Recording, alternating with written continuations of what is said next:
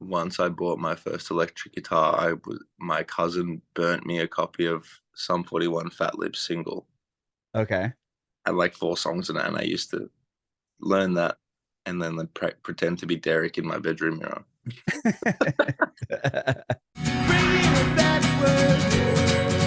Awesome, man. Well, I'm Adam, by the way, and this is about you, your journey in music, the band, and the new music you've been putting out. And I heard there's an EP, and I don't know if it's too much information. We could cut that part. Cool. Yeah, we haven't said yes or no on that about Okay. talking. Let's just talk about it if you want to talk about it. I don't All mind. right. Cool. Cool. Cool.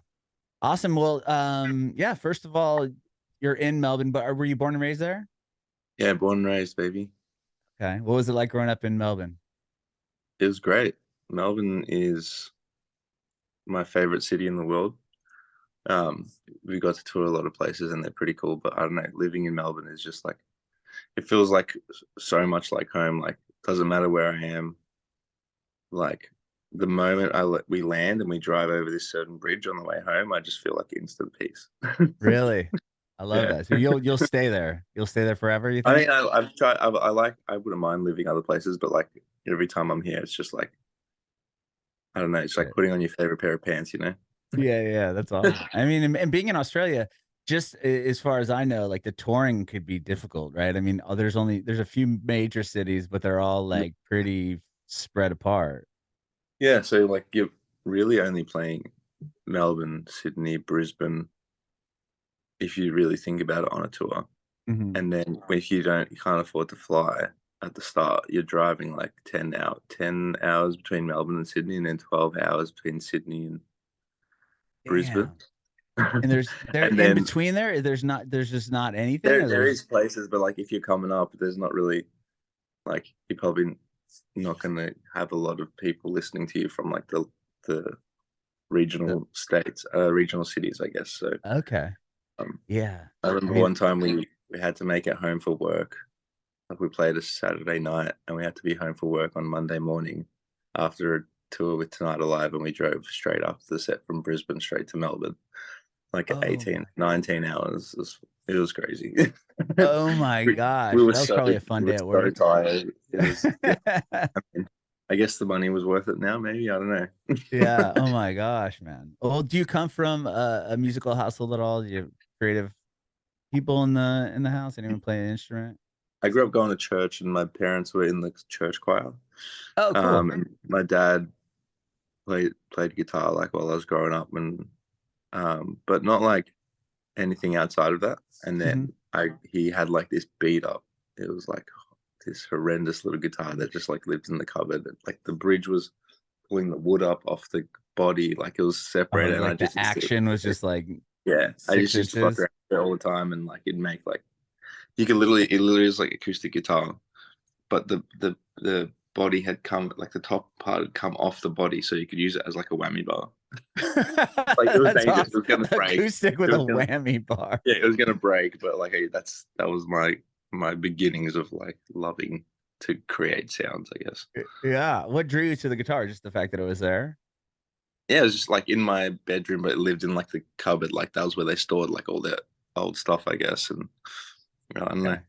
I Did like your making dad? chaos, and that was Yeah. something that helped me. Was he playing it at all? Like, did he play in the No, church? he had like a different guitar that he would play, but like and then I saw photos of him younger playing guitar, but just like he would just dabble around, so it wasn't like crazy in your face, but like Mhm. it would show me music like the Eagles and Dire Straits and Oh, stuff like that. cool. Did he Yeah. kind of help you with chords or anything when you were trying to learn the guitar? He asked me if I wanted to learn, but I actually started teaching him after I started learning because I realized he didn't know as much as like I had already learned once I started learning guitar. So like I kind of started teaching him a little bit, which is cool. Oh, that is cool. Did you take lessons then, or was just you messing around? Yeah, I started so my parents asked me if I wanted to learn guitar Hmm. when I was like 10 or 11, Okay. and then they put me into guitar lessons, and I actually hated it at the start. Like I just hated practicing. I just wanted to become Joe Satriani instantly. And then it wasn't until like I joined my first high school band that I actually started practicing and wanting to be good and like Okay. actually skillful at guitar. Yeah. Not So that, when not, you, not that I'm saying I am, but that's like that was the driving well, factor. yeah, the hope, right? I mean, you are obviously skillful in your in this music stuff, but I was going to ask you, like, when you were going to lessons, was it just boring because you're like, I don't want to learn how to play the scales and like just getting the chords Yeah, down and all that, or in yeah, and you pretty couldn't much. just It was just say, like, yeah, like I would literally like bluff my way through guitar lessons. Like he was like, "How do you practice this today?" And they were like, "Yeah," and then I just try and wing it, and even though I didn't like, I didn't have the skills to wing it, and he just looked at me like, "You know, you need to practice. Like you can't cheat me. I've been playing guitar for like 30 years." Like, oh man, would you bring him songs that you wanted to learn and say, yeah. hey, like, So can you after teach me like this? after like the initial basics were under, like I got that under lock and key. We started learning different songs that I wanted to learn.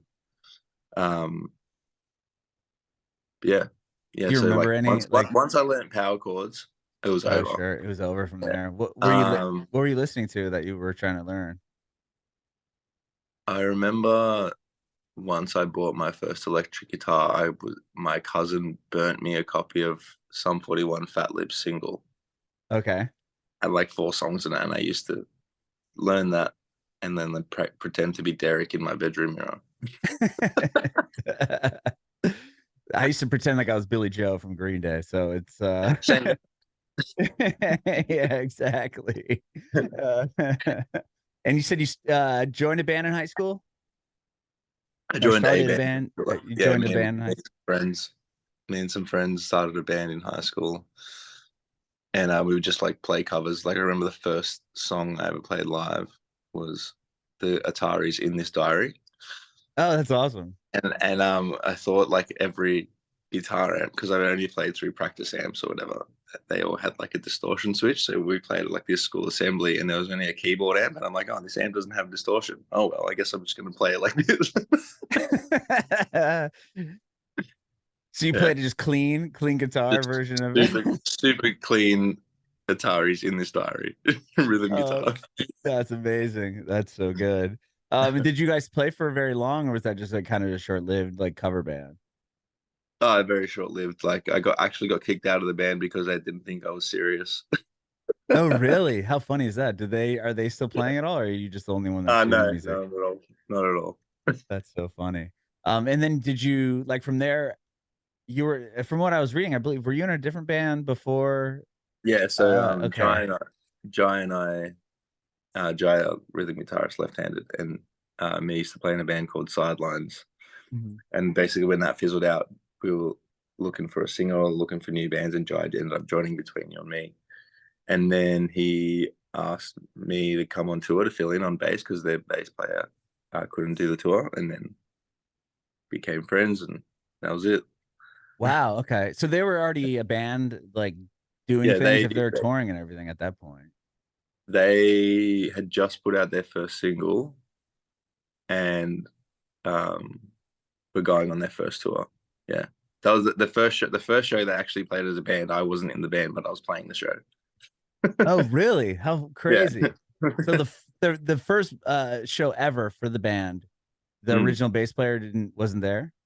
Yeah, so he was actually the other guitarist in our old band, but he got offered a job overseas, and he had to take the offer because it was a sick offer. And Oh, then yeah, wow. and then this tour came up, and yeah, he actually messaged me. I was like, "Can you go fill in for me?" I'm like, "Of course." And then yeah, and then me and Jake hit it off on that tour, and they knew Simo was going to be away for a long time, so they just asked me to join.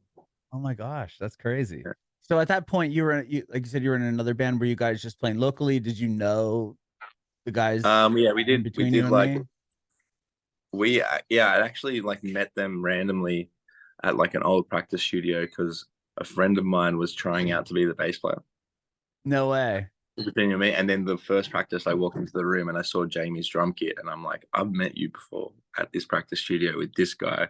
And they're like, that's hilarious. So like a friend of mine had actually tried out to be the bass player in between you and me, like a long time before, like because they were looking for people to join to make the band for like at least 4 years, maybe 5 years before like this iteration of between you and me. Wow. Well, it's wild Yeah. that that they hadn't played a show. It was just like all just trying to get the band going before playing Yeah. out. So they were doing like they were writing a lot, but they didn't have like a full lineup, and I think they just weren't playing shows.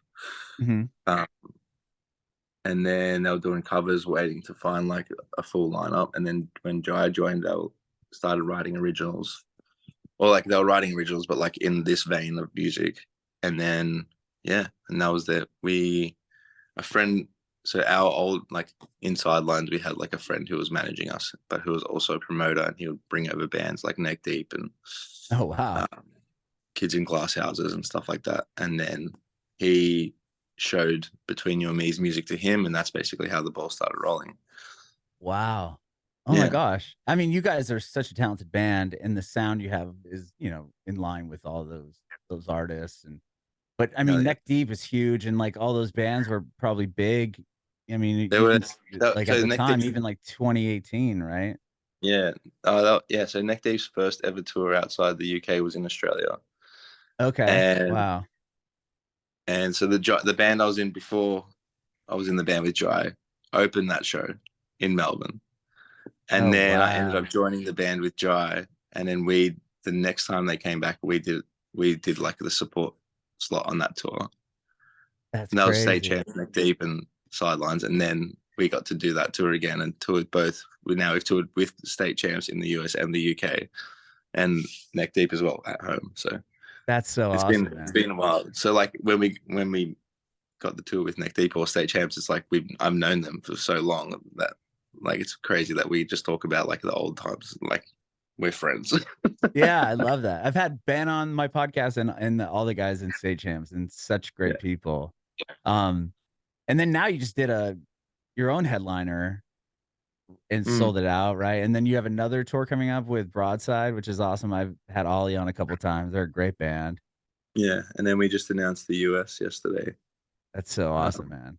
mm. So Sorry, we're not cool. coming to Nashville. I know you're not. I saw that. I'm sorry. I'm sorry. It's all good. I'm trying to get Ollie to move here. Yeah. Yeah, I was like, "Come on, dude." He's like in Florida, I think, and I'm like, "Gotta get out, gotta get to Nashville." But Yeah. I was gonna say, okay, so you joined the band. They hadn't played a show. So you said Mm. they had released a single, but that EP out yet or no? Or is it No, just so one song? yeah, it was just Cavalier, the first single, and then when I after that tour, we started working on the EP. Yeah, Okay. Okay. So you obviously played on everything since then, since that first song. everything since the so I didn't play on Cavalier, but everything since then I've played on. Wow, Yeah. that's amazing.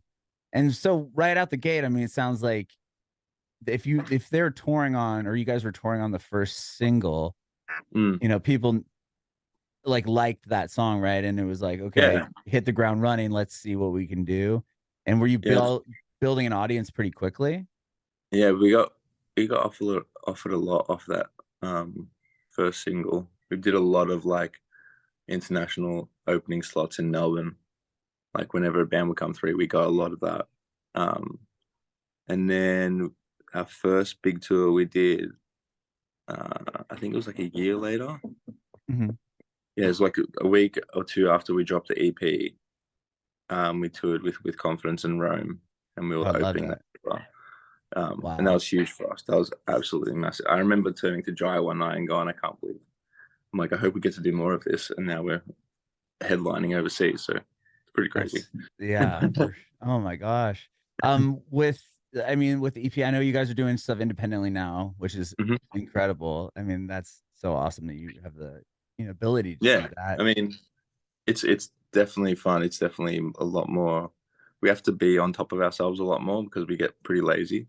So apart from that, but yeah, it's good. It's awesome. It's just like we lose the not that we lose the drive. It's just like hard to stay on top because we're also trying to do other things to make it work. You know what I mean? So like you Right. lose And then like we it's do all this other stuff to make the band and like write songs and like have money to do everything. That sometimes you get stuck in like the working part that you forget to write songs. yeah, you're kind of stuck in that business, right? Yeah, Business and trying to get all that stuff taken care of. And then yeah, it's like, oh shit, I also have to we got to write some songs and continue putting new music out, but you got to get all the ducks yeah, in a row as well. But getting on Hopeless, obviously that's uh, yeah. an incredible label to be a part of, I'm sure. And was that must have been such a big deal to get signed Oh with them? yeah, for sure. I remember. So they had already had a small conversation with them, or they were in talks before I joined the band. So like they didn't tell me anything. Oh And my then gosh, within they had like already within, attracted their attention, like, with yeah, just the because one like that song? manager, so the manager that was managing us was with Confidence's manager as well at the time. Okay. And they had just signed. So like he was just like, "Oh, I got this other band if you guys want to listen to it." And then they also had all the YouTube videos and stuff, so they had an audience like kind of waiting for them to release music of their own. So then when we did sign, it was crazy because of like Newfound Glory, Yellow Card, like all these bands that like I grew up listening to. Uh-huh. We probably still signed for a little bit to the label, but when we got signed, so like Sum 41, like, so they're definitely a legacy label, like coming up, wanting to be signed to them, and they definitely did a lot for us. Like we wouldn't probably be in the position that we're in now without that initial boost from them for sure. Yeah, I People took mean, us seriously. People I was took us gonna seriously. say, A band from Australia. It's just like a Australian band signed to a US label. They must do something okay. So yeah, I mean, it was like in the time when, I mean, labels were important, and not that they aren't now, but I mean, to an extent, you can do it on your own, and a lot of people mm, are nowadays. It's like, well, I don't need a label anymore because I have my fan base, and it's I can do everything myself. Uh, but if a band got signed to Hopeless or got signed to Drive Through or something like Fat Records, like those were bands that I'd see and be like, oh, this band just got signed to Hopeless. Let me go check them out. It was like having that seal of mm, kind of an approval from this label that had signed all these other bands that I liked listening to. I feel like it might have helped for quite a sure. bit with other people, right? For sure. Yeah. Our first US tour was not because of that, but like people, the guitarist from like Pacific heard our record, and I'm assuming he heard it through that coming up, like seeing it on his feed that he wouldn't have seen like an Australian band posted from their page. He would have seen like a record label or someone from that Mhm. label share it that he might have known. So like it definitely opened a lot of doors for us that we didn't think were viable at the time, because we were trying to get a US tour for so long, and the only reason we got it was because the guitarist from like Pacific heard our record and wanted us to be on that tour. That's crazy.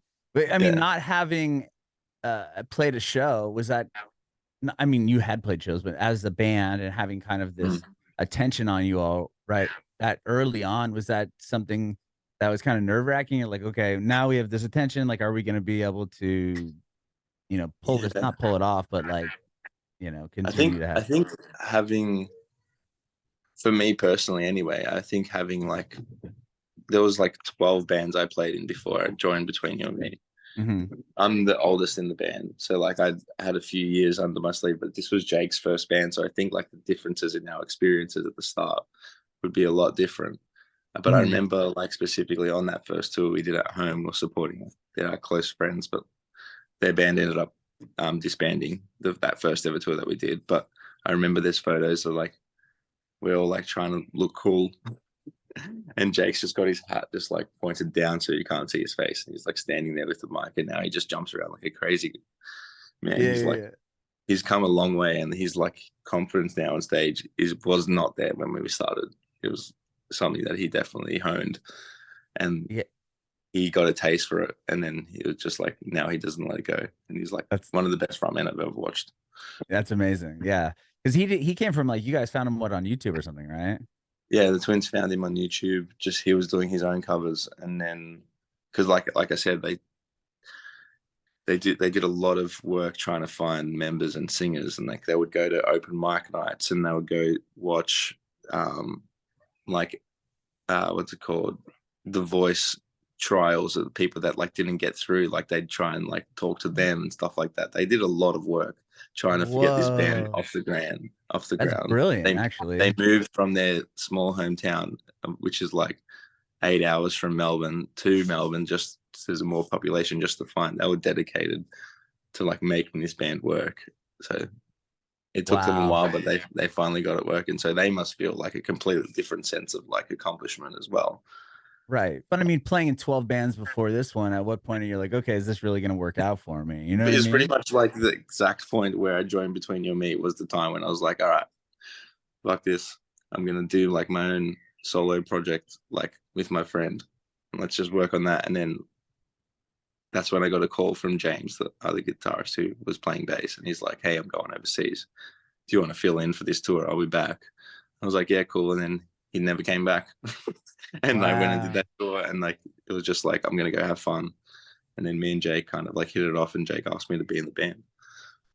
And then yeah, now Yeah, the and rest is history. You've done everything since, right? I mean, now we uh absolutely hate each other.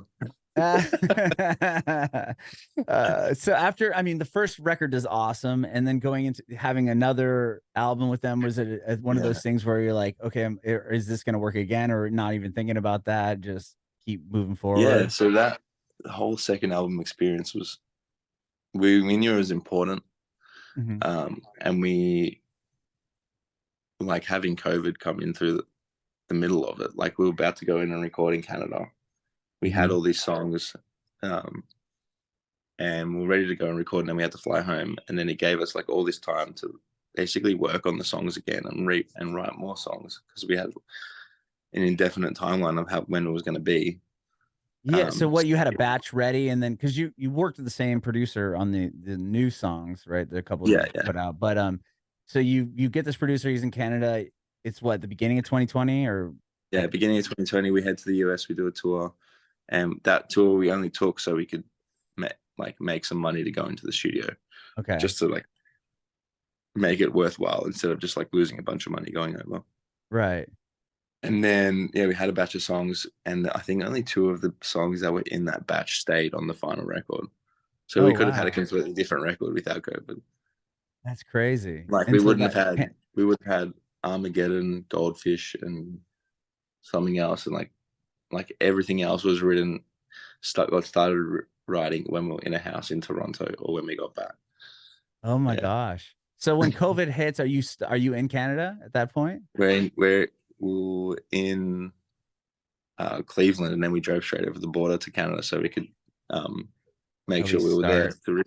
That was like 2 weeks before we were supposed to do the record, and then we got an Airbnb for a week, and then it was like the government was like, "You have to come home, or else we're going to close the borders," kind of thing.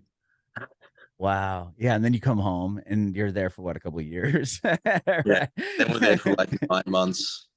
9 months. Yeah, 2020. Yeah, I think that we recorded it in like November of that year of Okay. 2020. Yeah, so Yeah, yeah, about 9, 10 and like months. we flew in. He flew in. Like we literally timed it perfectly. We got out of a lockdown. He flew in, and then when he left, we basically went back into another lockdown. So we like somehow timed it perfectly. Oh wow. So did he fly out to Australia to do the Yeah, record? so he flew out to Australia to do the record. We flew him out. We had to like write a letter to the government to say like no one else in Australia could do this job. We needed this one specific person. Yeah, his flight into Australia was like 4 connections.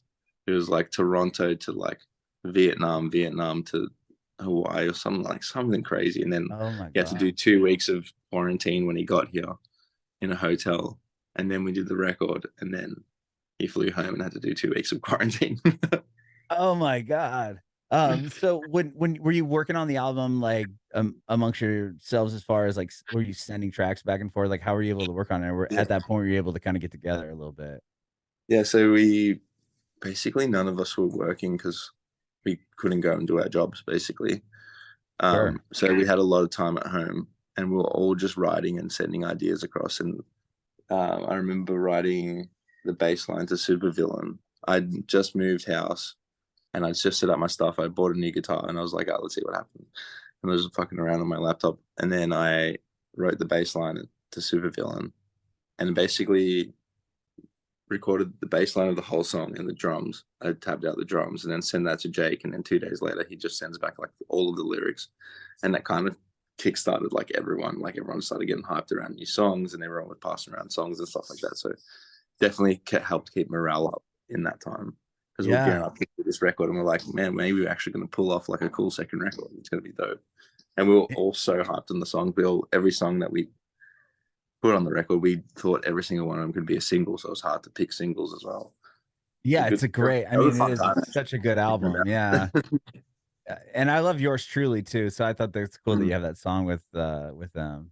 Yeah, we're wanting to have a feature on the record, and Michaela is like one of our close friends, like Jake's girlfriend and her best friend. So Oh we're wow. very Okay. close. We're very close with Yours Truly. Our first two tours off the back of our first record we did with Yours Truly. Oh no way. Okay. Yeah, we bought Yeah, them out and on Michaela's two great. back to I've back had tours. her on here too. Like they've done some really cool stuff. They've gone on some Yeah, tours recently too. yeah, Yeah, that's a great song. I mean, the whole album I really like, and I love the songs that you guys have just put out. You know, recently. It's got that like acoustic kind of feel to it. It's a little bit yeah, different. yeah. Tell me We about the new stuff that you guys have been working on, and I want to talk to you guys about doing the independent thing as well, yeah, about for how you sure. did that. I remember we were working. We've been writing ever since like we finished Armageddon Cycle and we're coming back, and we're like, right, we got to start doing some new songs, start working on something. And we again, like the old songs, like if it wasn't for like a little bit of a pressure cooker situation or like something crazy happening, we wouldn't have them. And Nevermind, and I mean, Yeah's been around for since Armageddon. I think we were working on it to put it on Armageddon, but it just didn't fit the Whoa. vibe of that record. I remember Jake coming in and he's like, I've done it. He's like, because he's been listening to a lot of like 90s rock, Uh-huh. like Third Eye Blind, like early 2000s, late 90s, Oh yeah, Third it Eye does Blind, kind of have that like vibe, like like that. this big Um, chorus on it. yeah, yeah, big chorus songs, and like he's just like he was like, I'm just getting tired of like singing 1,000 words a song, so I'm just gonna write less words. And he had been fighting for that song to be out for a long time, and we finally nailed it. I think when we started recording this batch. So like Nevermind and that are definitely. Nevermind was a song that was written like a week before we actually went into the studio. We were supposed to go in and do another song, and Jake's like, "I've got this chorus. What do you reckon?" And we just scrapped. Excuse me, we scrapped the other song and did that one instead. Oh I can't even wow. remember what the other song was. Okay. So you never did you end up recording that song, or no, you We just have like forgot? demos of it somewhere, but like Nevermind was just so much better, so we just ran with that. Yeah, I love that you've And done. that's happened before as well with Famous. Famous was a similar thing. We were going in to record another song, then I demoed Famous, sent it to Jake, he sent back the lyrics, and then that was it. And then you guys went with that one instead. Yeah. Wow. And you got the So same producer to work on the two that you put out? yeah, so we Blew them so back?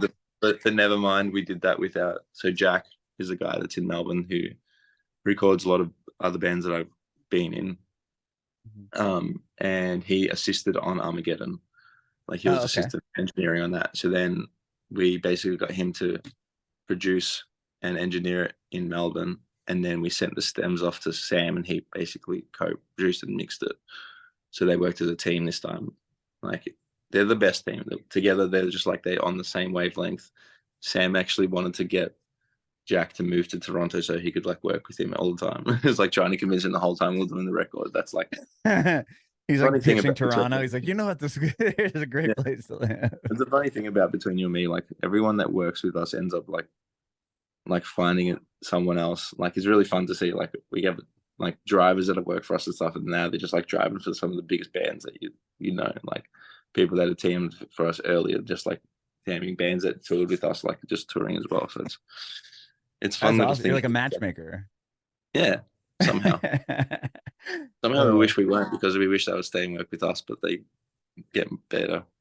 I don't know. uh, Good and for so, them. yeah. But again, I'll cut this out if you don't want it in. But are you put like you have more songs that are Yeah. done and ready to go, or? So essentially, what happened was we released Nevermind, and then we started writing a few more songs, and then we ended up flying Sam back over to Australia, and we did like 2.5 weeks in a house. We got a house down by the beach, and we're just recording every day, writing every day, and we ended up with 6 more songs, I think. Wow. So we got an EP, and it's just a matter of getting them mixed and how we're going to release them. Yeah, so we've been working on that EP. Some of the songs haven't been. Oh, some of the songs are just getting finished vocally, so we've been working on them since then.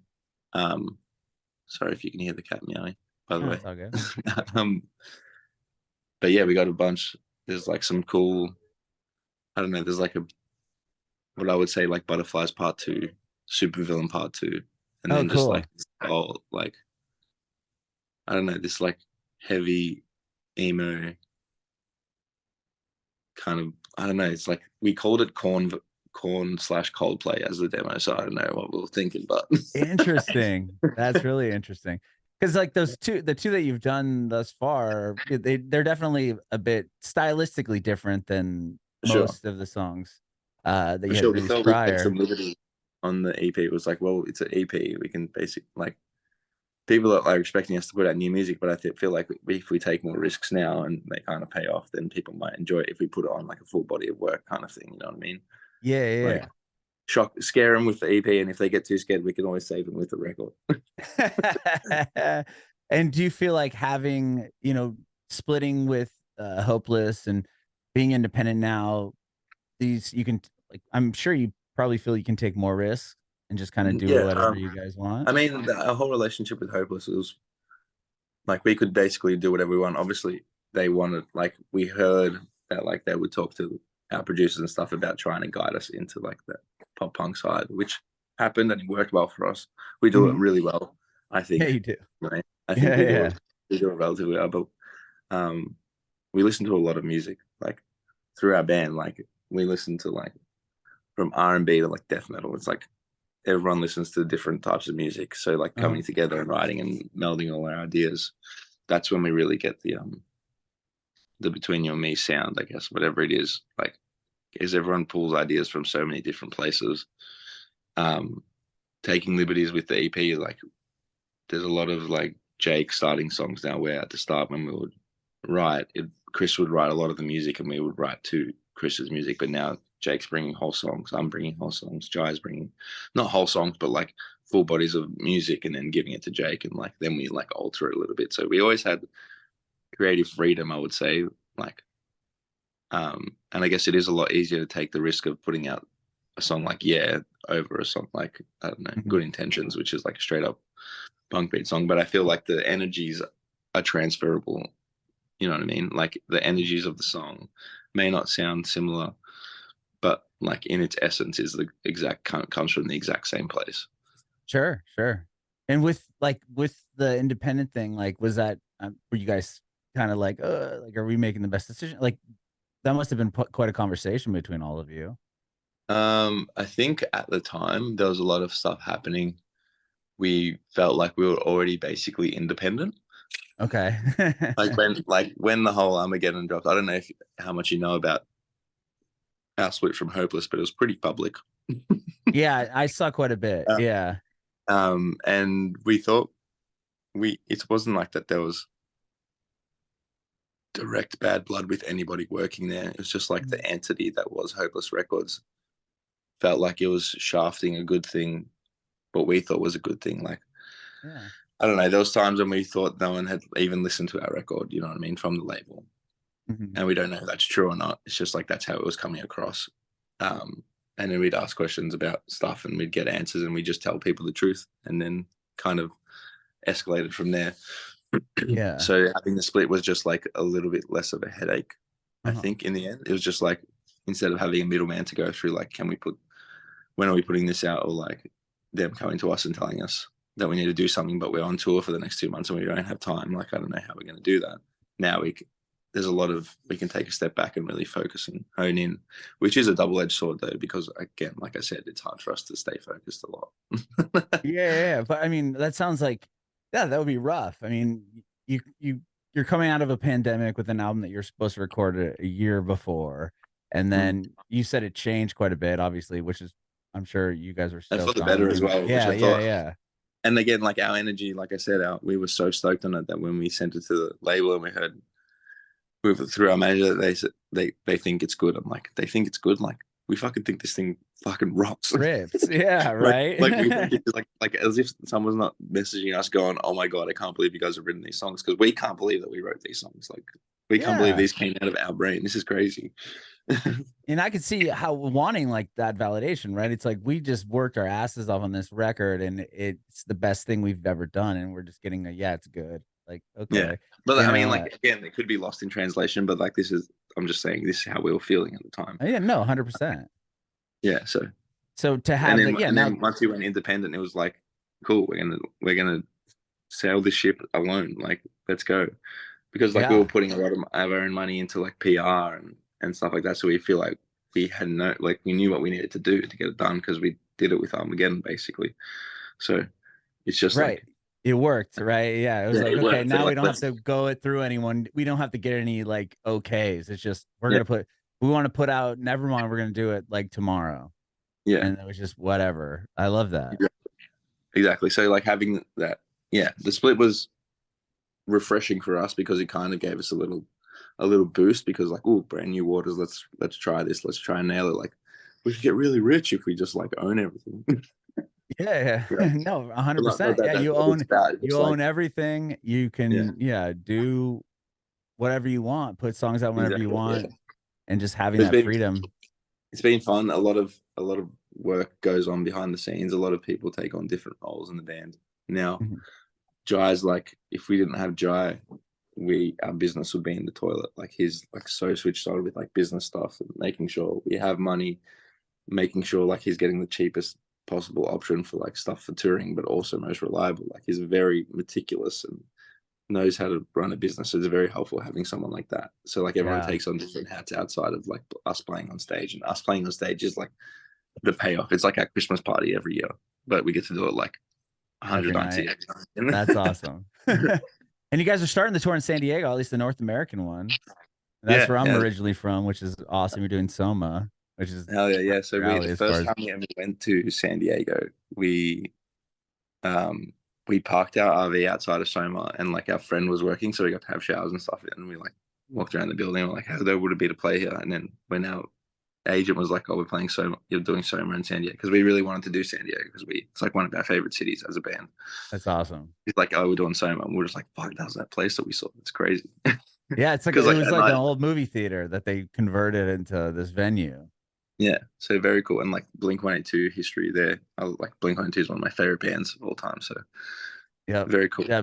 Very This the cool little, old Soma man was yeah, it's so historic and so legendary in San Diego. yeah. But that's amazing. Yeah, kicking off there, and then you're doing a whole tour, and then actually coming you were end at the Chain Reaction, which is another like iconic Exactly. venue. What you're Yeah. doing, you're going like in a loop. It's like you're coming all the way back to Southern California to end it. Yeah, for sure. I mean, it's the cheapest way for us to fly in and out of the country. So why not play two shows? Are you flying into San Diego or are you flying into LA? Or I think we'll fly into LA and then out of LA. But yeah. the thing is, we'll be coming straight from the UK because the UK tour finishes like a week before that. Oh man, that's gonna be So busy, dude. maybe we could have flown into New York, but it'll be fine. Well, if you're playing San Diego, yeah, you Yeah, I want mean, to like we could have go routed the into. tour a different way to Oh figure it yeah, out. wrap But the tour up in New York. I yeah. got you. Awesome. Well, thank you so much, Bassy, for doing this, man. I know it's super early for you, and I appreciate you doing this. And I love the new songs that you have out. I can't wait to hear the even newer stuff that you've got recorded. Easy. Thank you, dude. Thank you very Yeah, much. I appreciate it. I I the new songs are fucking cool. I think people will like them. They're more the ones that haven't been released are like more in that Armageddon vein, I would say. awesome. Very, Yeah. very cool. I have one more question for you before I let you go. I want to know Hit if me. you have any advice for aspiring artists. Oh, just love what you do. Like you have to love playing music and playing live. And if you love it, then everything else will be relatively easy, I would say. Love what you do. Because like Love it. if you love it, you won't work a day in your life, basically. Bringing it backward.